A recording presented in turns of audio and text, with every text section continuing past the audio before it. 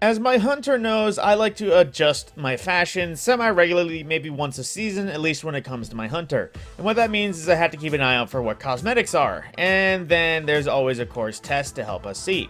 So on the front page, for an emote, we have the Spherical Ruminations emote, which I don't think I've seen this anywhere. Then again, it might have only just become available for the first time this season. Which I think that's all the emote is you trying to use a glass orb to try. I think you're trying to be a gypsy or something like that. Then we also have the Skiff Scribbles shell, which I don't think is actually here. Let me actually check the archive. Yeah, no, that's not available either. So if you want that ghost shell, I would recommend picking it up in case you actually find it interesting.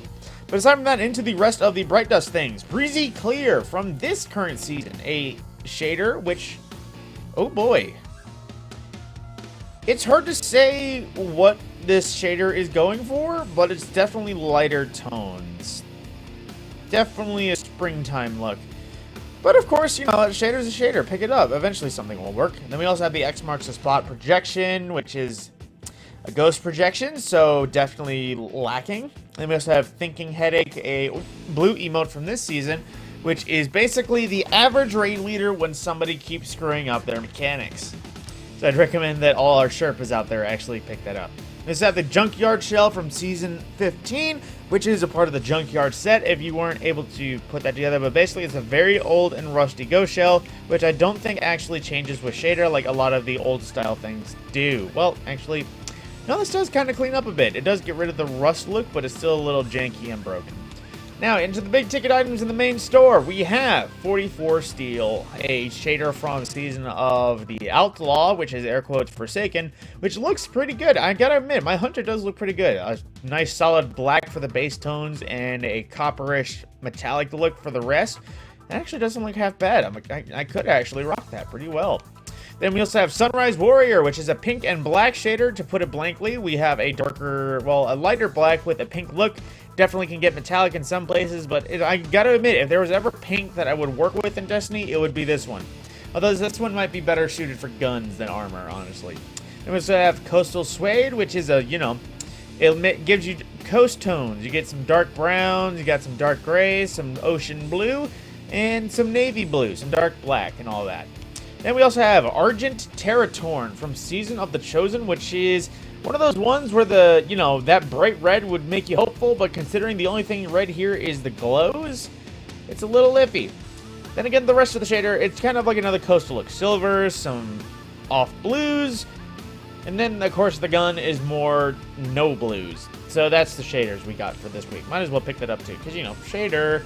Then we also have Taken Rival, a transmat effect from the early years of Destiny 2. And we also have Cabal Shieldbreaker from the mid-years, the middle ages of Destiny 2 from Season of Dawn. And then we also have the Daito entrance capsule from the same middle age with the popping out of a pill. Then, for our items, we have Splish Splash, an emote from Season of the Splicer, Season 14, which is basically that. It's you putting on some rain boost and splashing in a puddle. But then it pretty much ends right there. Then we also have from Season of the Chosen, Sweep the Area, a emote, which is basically one that I swear should have been for Festival of the Lost, because, I mean, look at it. You're pulling out a flashlight and you're actually checking everything. Then we also have Urban Commander, a Sparrow. This is meant to be a part of the Titan set. Back during Season of the Worthy, we had class set of cosmetics. This is a Titan look for the Sparrow. It's supposed to be an urban, you know, thing. Then, as well, we have Energetic Explanation, a blue emote from this season, which basically is the Sherpa trying to explain things before the blueberries get off and try to start the encounter not knowing anything. So there's multiple blue emotes for the Sherpas out there. Then, for an emote, basically, for all three classes, the boots of the seasonal Fortnite armor is here. If you have the Bright Dust to spare, I would recommend you run to the tower and pick up this stuff. If anyone wants any of the boots from the class items but don't want the whole set, I would recommend making a run to the tower because those are currently available now. Then, second to lastly, we have Objective Reality for Truth, which is a very good look for Truth. I do like the glow up. It's a nice chrome metallic look with the Crux Lomar logo. But then again, it is Truth. Ever since Callahorn came into the game, it kind of disappeared from Gambit altogether.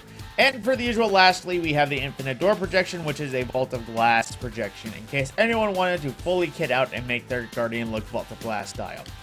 But aside from that, that is everything available for Bright Dust this week. And of course, with the usual spiel, I would recommend if anyone wanted to get your hands on any of these, I would recommend you do it now, because otherwise they might disappear, they might go away, they might never come back for, what's the word? They might never come back for Bright Dust, they might never come back for silver, gold, anything. With that, my name is Matt Scorpion, I will see you in the next video.